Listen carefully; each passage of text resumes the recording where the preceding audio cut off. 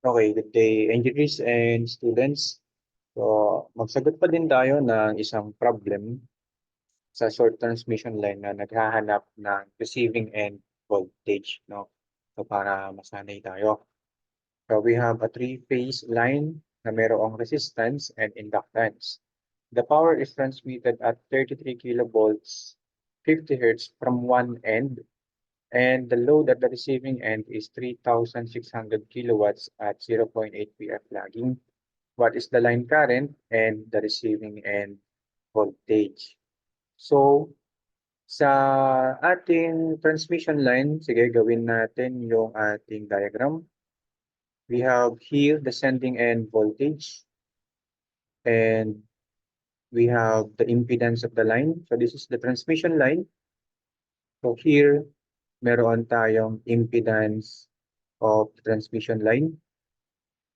And then finally, nandito tayo sa load. Now, this will be our load side naman. So, dito sa load natin, ano ang meron? So, ang load natin ay merong power na 3,600 kilowatts or sabihin na natin 3,600 times 10 raised to 3. So, kinonvert na natin yung kilo. While the power factor is 0.8 lagging. While on the sending end, we have the line voltage na 33 kilovolts. So, if we will be considering here na phase-to-phase, per phase analysis, the 33 kilovolt voltage is divided by square root of 3 kasi we are in the per phase analysis. And then for the letter Z, no, for the Z line, dito na lang natin isolve kasi hindi pa directly given yung total Z. So, ang Z line natin is R plus JX. So, by this formula, our letter R is 5.31 plus J. And then, Henry pa kasi yung binigay. Kaya apply natin yung 2 pi times the frequency, 50. And then the letter L, 0.0176. So this is the impedance of our line, di ba? Yung XL, pinerform natin yung 2 pi FL. So 5.31 plus 2 pi times 50 times 0.0176 I. So this is our answer. Now 5.31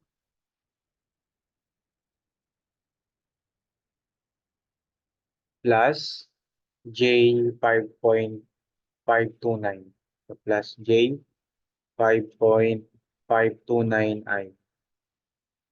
529 ohms. So this is the J. And then there comes the current flowing. Diba, engineers, now we have the current flowing here. So, and then basically, kung tayo ay nakapanood na ng first problem about the problem asking for the receiving end voltage, nakita naman natin or naging practice naman natin sa ganitong problem sa short transmission line that our KVL is ganito yung pagsosolve, di ba? Vs per phase is equal to VR per phase plus the current times the impedance of the line. And magandang tinitake note nga natin na kung sakaling si VR daw yung nawawala, dapat hindi natin pabayaan that the Vs per phase has the angle para maiwasan natin yung pagkakaroon ng maling transposition. No? Baka kasi ma-assume natin that the angle of the Vs is 0, makapag-compute tayo, 'di ba, ng value ng ZL nang hindi kino-consider 'yon. Value ni VR nang hindi kino-consider yung part na 'yon. So una, isa-isahin na lang siguro natin para medyo mabilis or para mas malinaw. The Vs per phase now is 33,000. over square root of 3, and this has an angle alpha. The VR per phase is yung VR line to line na i-divide natin ng square root of 3. And then ayun yung question, di ba? What is the receiving end line to line? And then kung pag-uusapan natin yung current, let us use the given power. Di ba we have a given three-phase power? So ang three-phase power natin has a formula, square root of 3, V line to line, IL times the power factor. So ito, now check natin to. So solving now for the current, this is equal to P over square root of 3 VL, IL, VL, and VF. Diba kapag i-isolate natin yung I. So kapag mangyayari yun, meron tayong maisa-substitute for the power. 3,600 times 10 raised to 3 over square root of 3. Pero may problema ulit, diba? We do not know this V line. And this is the receiving voltage line to line, while the power factor is 0.8.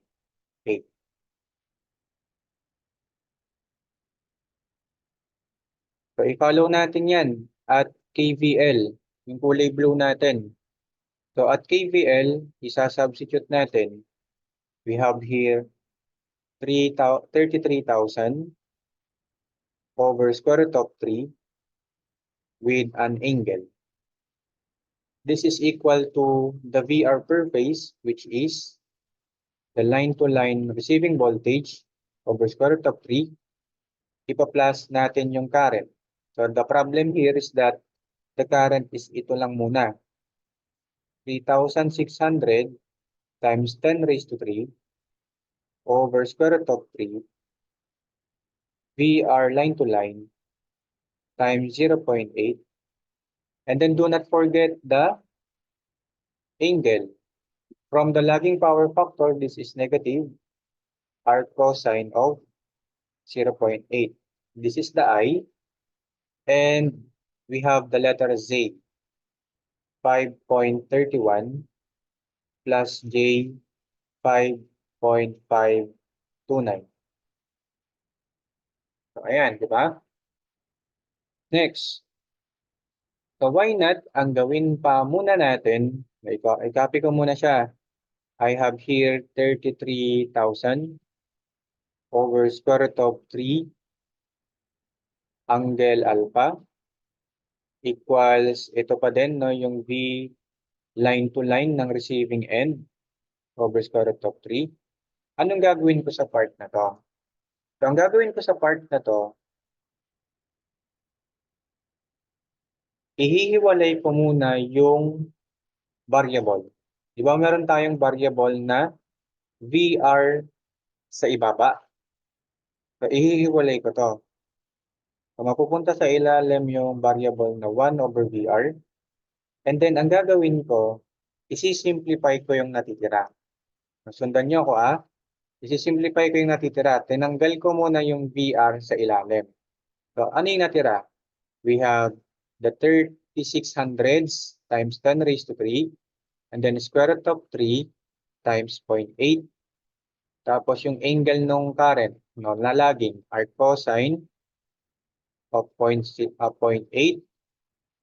And then, yung impedance natin, 5.31 plus 5.529 I. So, ito.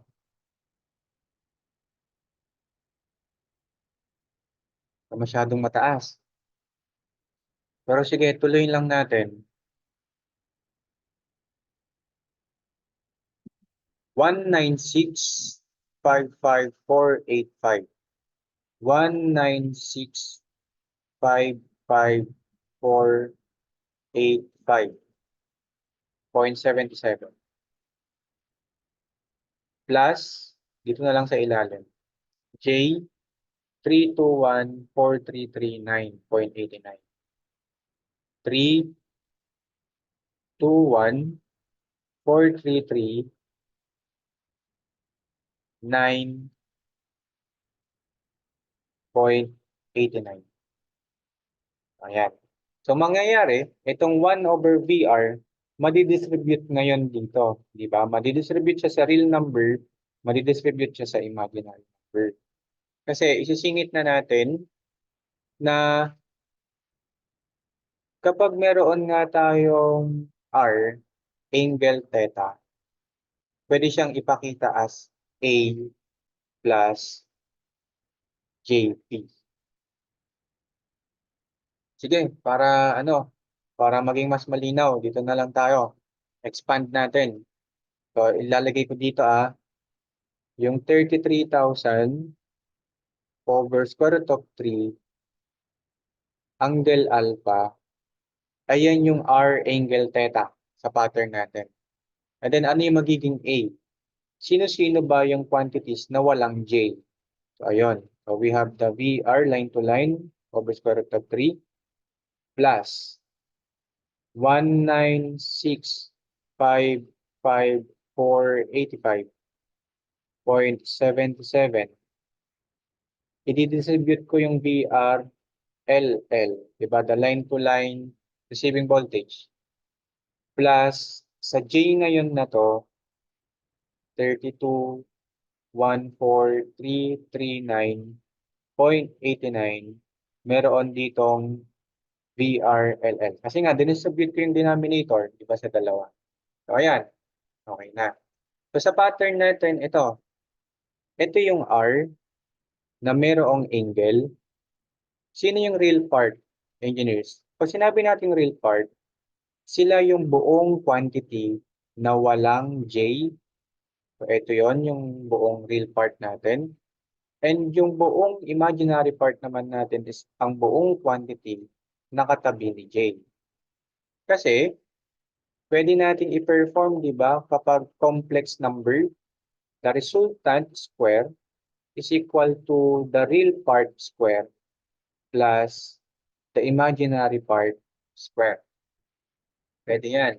Actually, na-explain natin itong ng mabuti sa previous problem na nagsasagot din tayo ng receiving voltage. So, isa-substitute na natin ngayon. Yung R natin na kulay dilaw, ito, 33,000 over square root of 3, i-square natin. Equal naman to sa buong letter A. So, isusulat ko muna yung buong letter A, yung buong kulay blue. The line-to-line receiving voltage over square root of 3 plus 196,55485.77 over the line-to-line receiving voltage square, di ba? Ayan yung letter A.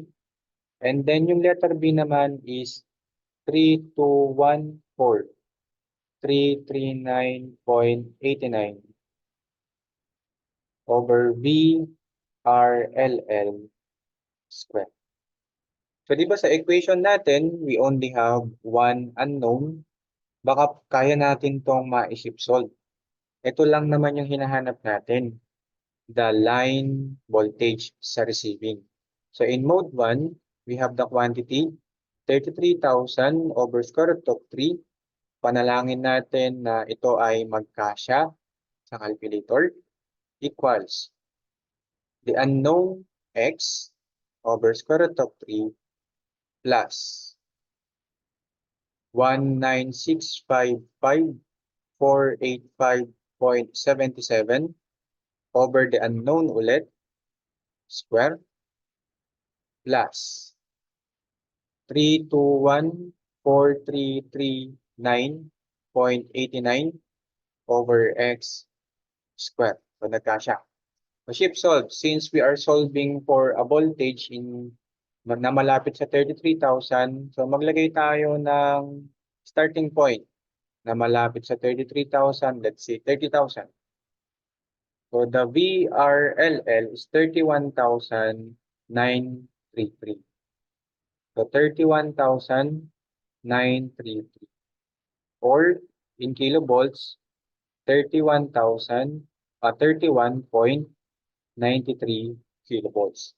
So let's check the key answer if we have proven this 31.93. So okay, meron 31.92. So that is correct naman na. And then i-prove na lang natin ngayon that the line current is 81.5. So saan ba manggagaling yun, engineers? Ito. So kunin ko lang to kasi babalikan natin yung current.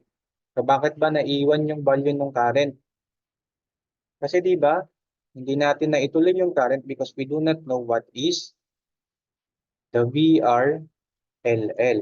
So kung ito pala ngayon ay papalitan natin ng 31,933, what will be the value of the current?